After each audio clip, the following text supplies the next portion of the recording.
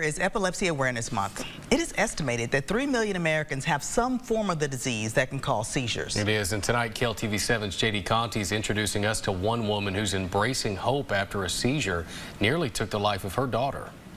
When she passed away, I gave up. Susan Branin's daughter, Micayla, would have turned 24 in September. But then I could hear her voice saying, "No, Mama, it's time to be the light.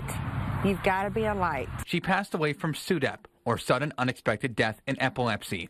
The CDC estimates it'll impact 1 in 1,000 people living with the disease. It took 5-year-old Micayla a year to get her diagnosis after suffering routine seizures. That diagnosis came at a hospital in Dallas. The CDC says epilepsy patients can have a harder time finding care. We stay very, very busy with neurology patients. Dr. Gina Jetter owns Northeast Texas Neurology Associates in Tyler. While most people would recognize a full-blown seizure, she says some patients can have smaller signs. Just be a feeling like maybe they get numb in the arm for a couple seconds and have some difficulty speaking, and then it goes away after a few seconds. Before she passed away, Micayla started her own efforts. No matter what God's purpose is, we're still going to keep that hope alive. It's called Embracing Hope, a nonprofit aimed at increasing awareness and community. She wanted to go worldwide because she knew the need. That includes seizure first aid. If you see someone having a seizure, never put something in their mouth. Whatever you put in the person's mouth,